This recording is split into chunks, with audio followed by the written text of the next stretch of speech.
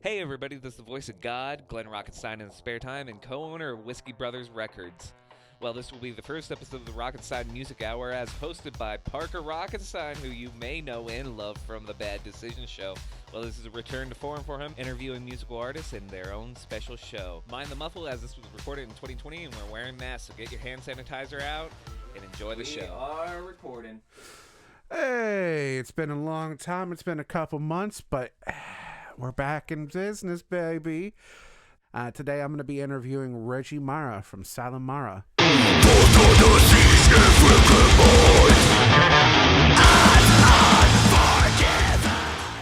How are we doing today? Giggles. There's one thing, man, like, you know, the whole... My last name is Miller. I like the whole Reggie Miller thing. I like Reggie Miller. It's cool. It sounds better. It's cool. I mean, you know, whatever, but... No, I only know you by Reggie Miller. I know it's Miller, but I like Mara better. So, therefore, Miller's no longer your last name. It's Mara. All right? According to you, then I'll take it. All right, man. I see we brought a little tag along today. Who's with you right now? That's Mason. Mason. Got my dude, Mason. Your little dude, Mason? Yeah. He's watching The Incredibles 2 right now. Oh, man, I bet. So. Incredibles 2 was really good, but Incredibles 1, always going to be number one for me. That was some buddy, Glenn, bro. Like, he fucking took forever.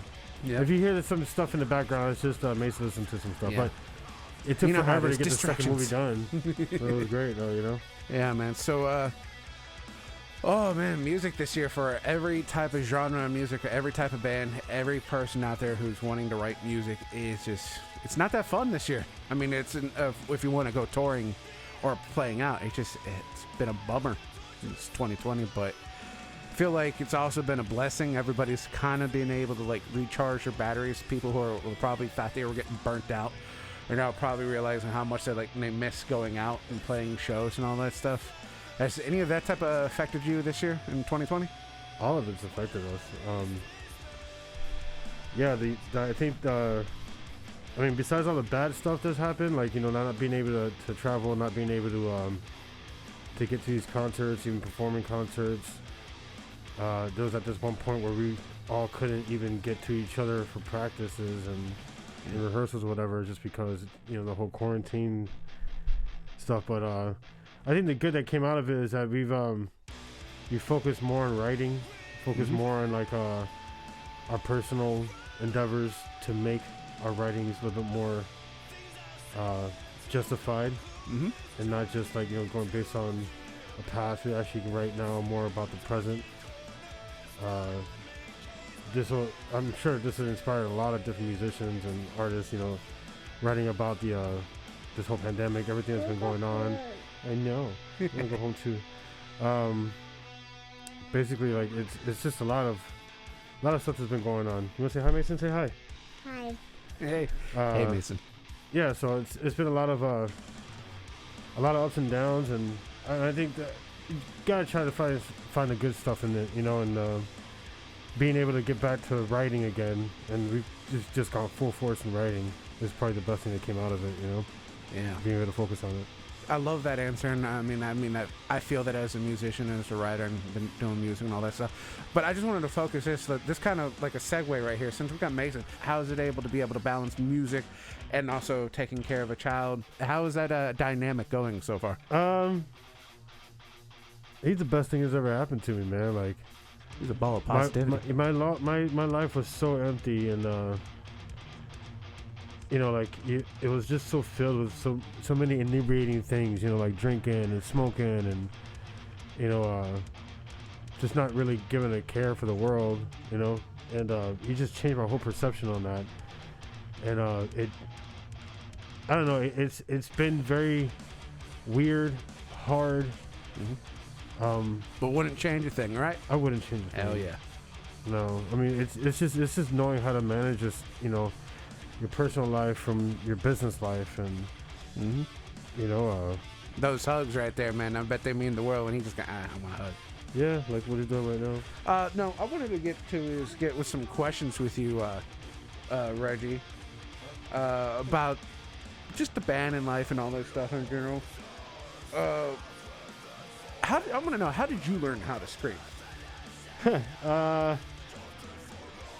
Well, I was pretty much self-taught. Nobody really showed me how to scream or even how to sing. I think I started singing when like no lie, I think when like Slipknot came out. Like I guess I started trying to mimic what Corey did. You know, be in my friend's car and I'll be screaming in the car and they'd be like, "Oh man, that's cool, you should try it," you know. And that's when I got into my first band, Held Back, you know, where I started singing. And I don't know, it just hasn't stopped since. I mean, I think I damaged my vocal cords. I mean, I had so many bad sore throats when I first started. Think you started like screaming through your throat at first instead of your diaphragm? I always screamed through like my throat, I guess. I didn't know how to control my air, I guess. The Art of Screaming, I think, came out, and by that time I was already doing the right thing vocally, and I just made it better. You know, by watching those videos, it just made it better for breathing techniques and like warming up or whatever. Yeah, you'd be surprised how much you had to breathe for just screaming. And like I've seen people scream and then like throw up on stage because they're like not breathing properly. Aw.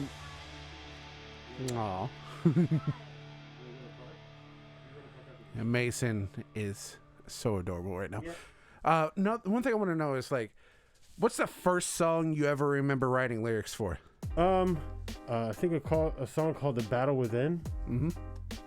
That was fun. And then I wrote another song called "Selfish."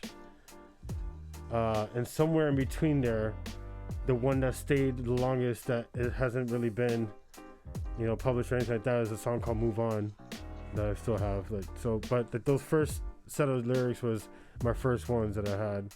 Now, looking back today from what you write now to where you write then, what would you rate it? Would you still rate like your stuff back then was really good, or do you think what you do now is 10 times better? I think now it's 10 times better. What would you say to like Reggie 10 years ago in his writing process? You could do better than this? Read a thesaurus? Nah, sober up. True that. Sober up and like realize who you are, man. Like everything that you're saying right now, if I was talking to an old dude like me back in the day, like everything you're saying right now doesn't really make sense. Yeah. And if you were to write a little bit more clear, then you'd understand that like some things are gonna happen. Like I feel like I've always said this. Like I felt like whenever I write something, like it's either about to happen or is in the middle of happening, but not really in the past. Yeah. You know, for some reason, like it just never really dawned on me. And then I feel like when I listen to these songs now, I hear the lyrics, it's like these things happened as they were happening during the time I wrote it, or when I wrote this, I didn't know it was, you know, I don't even know what I was talking about, but now I'm experiencing it now. Yeah. And it's kind of weird, but you know. Now, when you write with these lyrics and all this stuff, is there a story behind them? Is there each song its own theme? Heyo, this is the voice of God from the future. This is Parker conceptualizing the concept of a concept album while the tip of the tongue contracepts any conceivable concept of just saying concept album. Enjoy. Movie like a theme to a story that starts from the first song and ends with the last song, like some bands like Iron Maiden and Black Sabbath, they write albums and it's basically a theme through the whole entire album, and it's the same thing but just like a story drawn out. Is that how you guys write, or is each song conceptualized as its own entity, like its own song?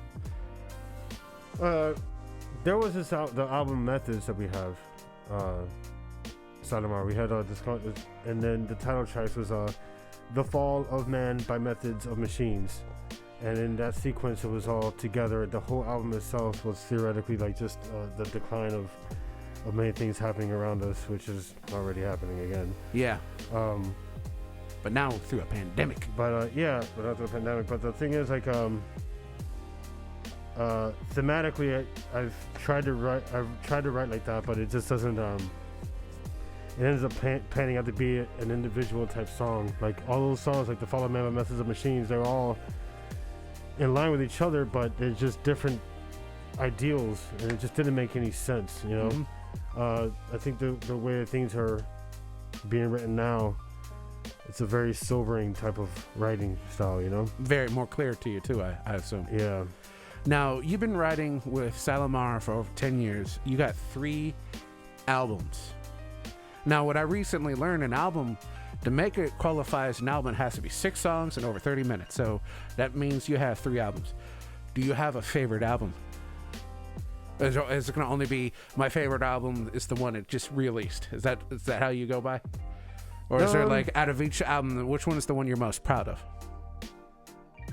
Well, it's funny because the last one that we've made is, in my opinion, the best album that we've made. Mm-hmm. Next to the one that we're currently writing right now, which is even better than the last one, I think. In my opinion, the maturity of it all has been there, a lot more mature. But like there's a set of songs from each album that I really like, that I always go back to. I wish that we played live, but we have so much more material now that it's just like it's kind of hard to tap into something that was so old. Yeah, I mean, I make feel it like relevant for today, you know. Yeah, like I've done that stuff, like try to remember songs I've written like 5 years ago to play, and it takes me a minute to really remember how to put that back together, because my mind is like, all right, it's done, it's recorded, I want to start writing new stuff and start learning new stuff, because you get really bored playing the old stuff, especially when you're in the recording process, when you're really hammering it down and you play the song about a bazillion times, and at that point you're like, I hate the song, I don't want to play this song no more.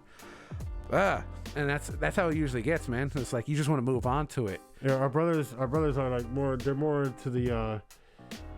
They like to showcase more of what they're doing now because of musical dexterity of it all. Like the way that the composition of it all is so much better than what it was before. Back then it was very raw,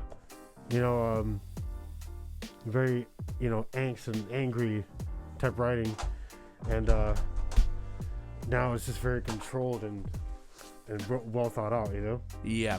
Now you have a bunch of brilliant musicians around you. I mean, got Shosky, you got Boris. That's his name. Sorry, it's like you see, it's Boris on bass is probably one of the funnest looking basses out there, and the way he plays, he puts a lot of energy out there. Marcus, who's basically your Squizgar from Death Clock, that guy is phenomenal. And oh my God, he is good. Like I feel like I'm a good guitarist, I'm a decent guitarist, but when I see him play, I'm like, damn, I'm nowhere near his ass. I need to lock myself in my room and practice for a year straight, 24/7, to even get near him, because he's a brilliant guitarist. And then he's an excellent study too. He studies music like crazy. Oh yeah, it is funny thing. He told me like he started out listening to like 3 Days Grace, like the basic ass like radio rock, and then now he's playing this music. I'm like, Jesus Christ. And then Adrian, that guy on drums, ridiculous. And like you could hear the Miami flavor in his drumming. They don't necessarily hear it like anything else, and it's so. That's what I like about Silenmara, because the flavor, because you hear and feel Miami in the music, and it's hard. You don't really hear that in metal. You don't really hear like culture in the music. Like most of it, like from when it comes to metal, it's basically you're gonna get your blast beats. You're going to get your speed picking, you're going to get your growls. But like what I feel like with your stuff, there's just a bunch of culture that you can feel and hear in your guys' music. And to me, that impresses me the most. And then John, your other guitarist. Jason, sorry. Yeah. Jason, I apologize. It was just had a brain fart. You're just like that with names, period. I am. Hey. Be happy I was able to nail all the other names. At least I nailed it. Yeah, Jason's on top of his game too. He's an excellent businessman. He's taking. Yeah, Mason agrees. He's taking Silenmara to another level. I know. Mason. What Mason's translating to say is Jason's an amazing guitarist, phenomenal, and that he has taken Silenmara up to the next level. Which, you know what, I agree, man. I mean, those two. Tandem-wise, guitarists is probably some of the best tandems, and probably Florida for the last 20 years. Like I've seen some really, really, really good bands, especially down local-wise. But those two, it just seems like they know each other. They know where they're gonna want to change or where they want to take the song. That's just like they're in the moment and they know and they click. There's no friction. They just know how to flow, and that's what makes your guys' music even better, because they're flowing. There's no like, There's no pull. There's no drag. There's no fighting for each other's style. It's just melded in so perfectly, and that's what I like about you guys' sound, because you guys have just connected so well with that band. You guys are so connected, and it's just brilliant. And it shows in your music. Like your last 2 singles you dropped this year, it's probably some of the best music I've ever heard from you guys. And which you guys can follow them on YouTube at silenmara.com, right? Yep. Silenmara, well, you can do a YouTube, / Silenmara. We got a channel, just like and subscribe it. You know? But you'll see the last 2 videos that we made were Jekyll and Hyde. Mm-hmm. And it's conceptual. This within the album that we're trying to write now is we're trying to get the mental awareness to be there when in our message in the music, because I've gone through a lot of different mental stresses, and as anyone has, and having to pay attention to that stuff, it's a very big thing for myself and for everybody involved. Jekyll and Hyde was just the start of it, because I was told I had that type of personality, so a little bit.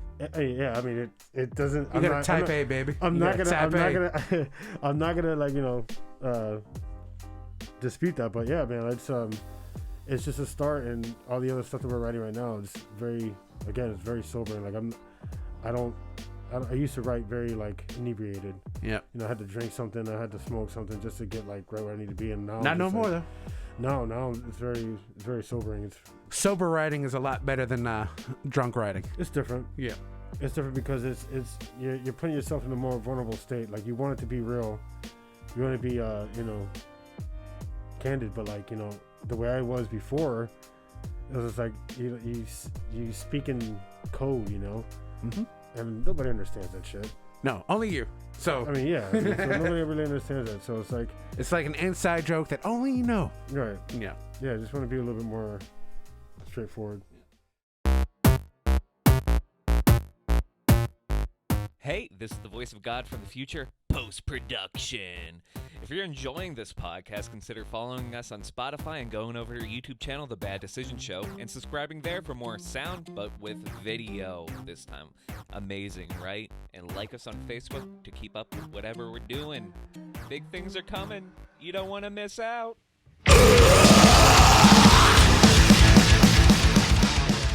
Now, I'm going to combine 2 questions on this end.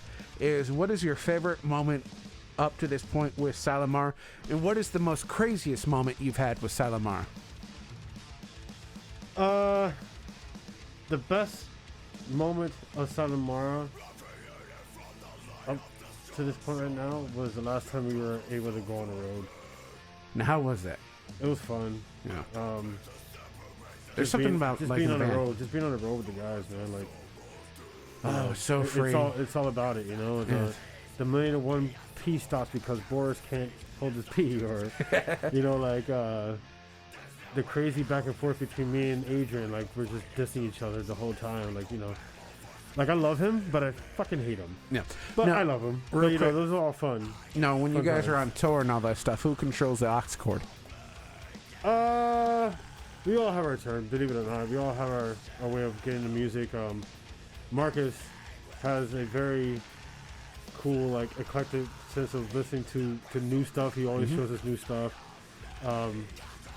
Jason's the party animal of it all. Like, he'll put on the, Time Cloud 1983 or some, like, some Van Halen or something. Like, lately we've been listening to some Van Halen. But, yeah, we all have our days and moments in the band. I'll put on the rap. I'm gonna put you on blast. I'm gonna put you on blast right here on them real quick. I gotta know from first to worst, who has the best music taste? I fucking love you guys, but no, I'm gonna be number one. Okay, because Reggie's number one. I'm really because self-centered and all that shit. But no, I mean I listen to like everything. I'll put on country, hip hop. You know what I mean? Like it's pretty eclectic. You know what I mean? Then I'd say I want to say like Jason, because Jason is the second of it being eclectic. He'll put on some pretty cool stuff. I go with Boris after that, because he's very there. Marcus after that because he has all the new stuff, and then Adrian because Adrian never really does anything but drive. He just plays bachata.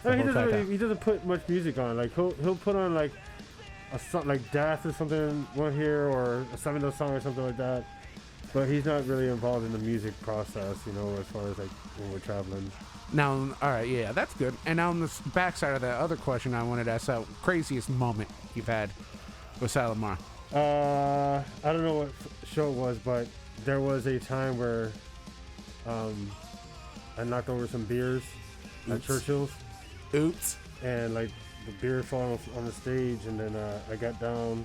I said, "Oh shit, beer, alcohol abuse," and got down on my knees and slurped off the floor. What?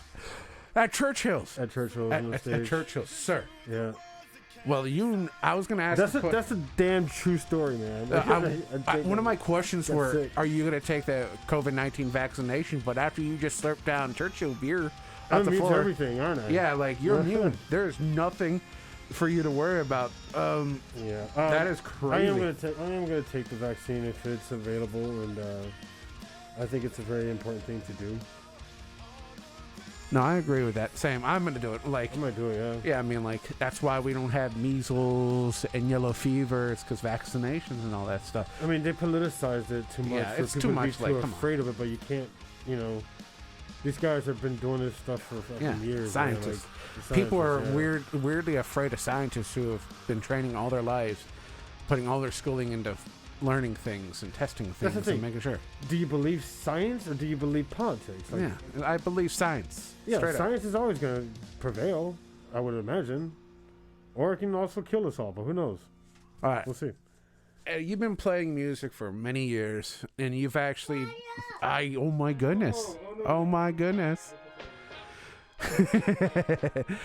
No, while you're fixing that, I want to tell you guys to go check out the Bad Decision show on YouTube, and when this video gets released, it'll be under the Bad Decision YouTube show, and you can find my page, the Rockenstein Metal Show, on Facebook. It'll be all in the description below, but definitely go follow us. And if there's any bands out there, artists who want to sign up and get their music played and have an interview, please message me. I'm totally down to talk to everybody. Now, going back to the interview, what is the craziest thing you ever seen, the craziest or weirdest thing you ever seen another band or artist do to prep for a set? Like, anybody have like any weird rituals that you witness and like, okay? Because I've had some weird things I've witnessed as working security for Cold Sky Amphitheater and the riders. I had like Jessica Simpson refuse to go on stage unless she had like a black light inside her dress room. I heard about Mariah. Yeah, I can't even say her name right now. Mariah Carey needs to have a box of white kittens every show she's around. When Backstreet Boys were in town... That's racist. I know. Backstreet Boys, when they're down, they told everybody who was doing security out front not to stare at them before the show because they had to practice the choreography, or they'd be kicked out of the... or they'd be told to leave. So I've seen some weird things, like working security myself, doing music and all that stuff. Have you ever witnessed any weird things? Yeah, I mean... Quickly, what came to mind, Bon Jovi doesn't like pink tape. So you have to remove anything that's pink or, like red, I guess, and Does he just not like the colors, or a backstory behind it? I don't know, man. We've been, on the cruises, and when I do production on the cruises, I mean, we search for stories and like why is this, and there, something about it irritates him, some psychological thing that is irritable. I really don't know, but no pink tape, no red tape type of stuff. Yeah, that's pretty weird in my opinion. Other than that, I don't really. Artists are always going to be doing some weird shit, and the thing is, a lot of us artists don't even find it as weird. It's just like, oh, that's how you do it. That's you. That's you. That's your nature. That's your nature. Yeah, I used to do push-ups with Jellybean, Dead Man's Gambit. Jellybean is David synthesizer. Used to do push-ups before we go on stage, and yeah, I mean, I saw when I was working like Van Warped Tour and all that stuff, I would see like Avenged Sevenfold, and I saw them multiple times over the years. apparently they like to get a good pump in before they go on stage, and they're just working out. Like, they have a full gym just chilling out there, and they just get a full pump and then go on stage and rock out, especially their singer. He likes to just work out before he gets on stage, which is, to me, I feel like that's probably not conducive to a good set, because I feel like you're going to get really, really, really tired. Well, I don't know, because I was in the band Paris is Burning, and we were on tour, and we had a show with August Burns Red. And the drummer from August Burns Red, fucking phenomenal, and super, super tight, right? Yeah. The dude was working out for like half an hour before before we went out on stage, man. We're like, what the fuck? This guy's like literally like doing push-ups and like lifting weights and all sorts of shit, dude. And like he fucking just goes on there and fucking rips it. Yeah, that's that. And, some of the people are like, why are you doing that? I don't know, man. I don't know, but it was pretty impressive, man. I'd never forget that. So we got about 10 more minutes of this interview. And the one thing I want to ask you this too: do you recommend people do you like to eat or drink before you go on stage? I do drink before I go on stage.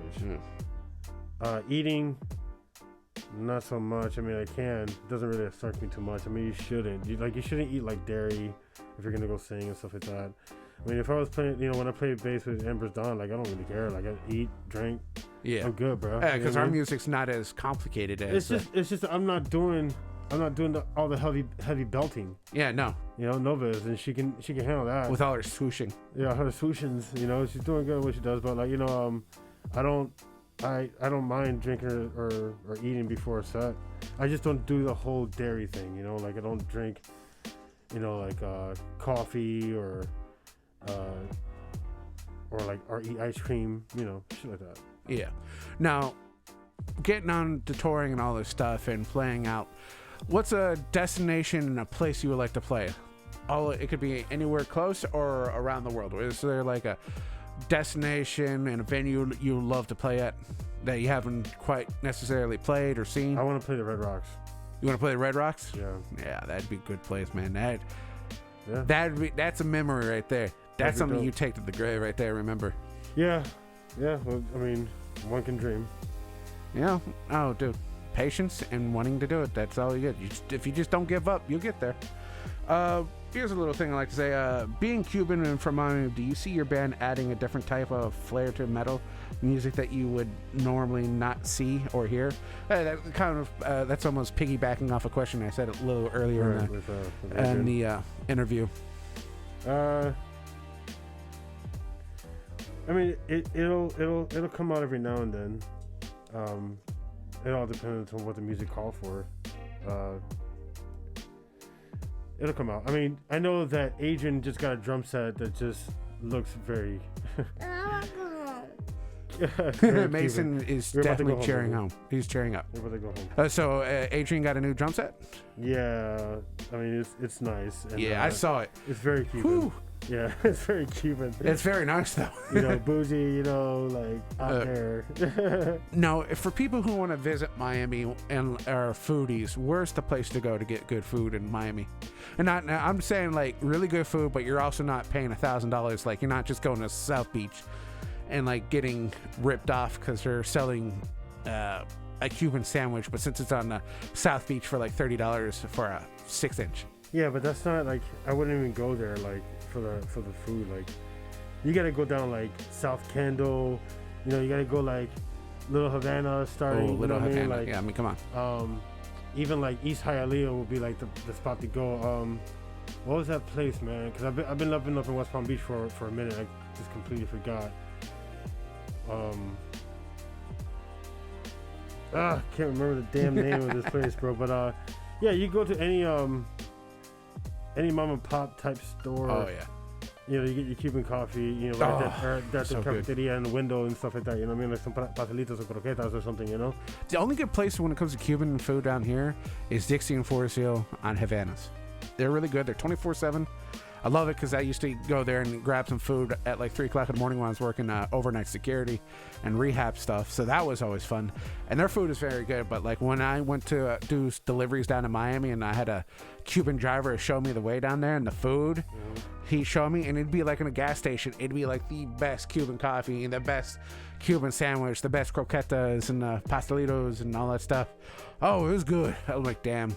Like that's almost worth moving to Miami just for the food. Yeah, I mean, if you ever want to experience like Latin culture food, like they have a whole bunch of these like Palacio de los Jugos, and like they have like you can get like some milkshakes like the milkshakes that are actually like mamey. Good, like la batido de mamey. Yeah. Oh my God, it's so good. Stuff like that. It's awesome. I got introduced to that like 2 years ago. I'm like, why? Where has this been all my life? Fresh juices. Uh-oh. Yeah. You hot? It's hot, huh? Yeah. Oh, you know what? We're going to wrap it up. I'm going to ask you just like 2 more questions and we'll call it a night because Mason Boo is getting a little tired. Yeah, he's tired. It's, he's ready to But real quick, what is a guilty pleasure of yours right now? I thought about that. I just have no idea. I watch chick flicks. I love chick flicks. You like them rom-coms? I actually do, man. One of my favorite movies is The Devil Wears Prada. Do you like the Freaking band? Love that movie. But yeah, it's get the pleasure. I don't really know, man. I've been working so much and just being a dad, dude. Being a dad, man, that takes a lot of time, but it's well worth it. And the last question I have to say is, what would you like to see make a comeback, whether it is style or genre?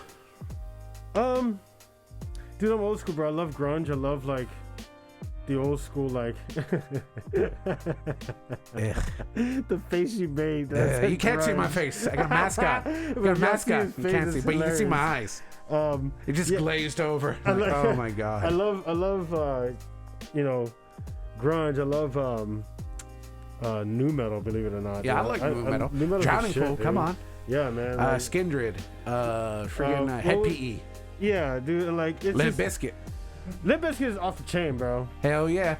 But yeah, I would love to see that type of stuff come back. Real music, bro, from real people. Yes, sir. I mean, yeah, a lot of the music is good and people are doing their thing. With doing all these sweeps and crazy guitar licks and all that stuff. But like, musical masturbation at that point when it was constant. Straight like real music, groove, like nitty gritty, like a very groovy music. Yeah, man. Oh my God! All right, so the last thing I'll ask is, what would you? Oh, Mason. Mason's gonna go night night. You want to tell us about your favorite whale? Mason, give me a roar. My way say roar. Roar. Roar. There you go, roar. Do it. Let me hear it. Roar. Get that in your scream. You hear your scream. Yeah, a little bit deeper than that. Come on. Yes. All right. Now, the last thing I'll ask is, and the very final thing is, what would you tell any aspiring musician or singer to do? Honestly, man. Exactly. You just gotta believe in yourself, man. Mm-hmm. You gotta. If you want to do something, make time for it. And if you don't have the time for it, I'm sure you'll find a way to make it happen. If it's really something that you want, then you'll find a way to make it happen. Those are true words. Those are good words right there. But yeah, just don't give up. Easiest thing to do is to give up. Yeah. The hardest thing to do is actually to follow your dream. So just gotta follow it, And you know what? That will wrap up this interview with Reggie Miller of Thank you for your Silenmara. patience, folks. Appreciate that. Mason was adorable today. This is the first episode of Rockenstein, you know what, metal show for today. Rockenstein metal show / music, because I'm going to be doing more than just metal, because I love all styles of music. And we're going to have fun. And this is based with the Bad Decision Show with Ty Shays. We'll be doing those shows soon enough. You can find us on YouTube. We'll have all the links below us. I'd also like to thank our producer, Glenn Rockenstein of the Whiskey Brother Records, for holding down the fort and making us sound pretty today. And Mason, you want to give us a song? through this interview, you'll be able to hear some of the tracks and all this.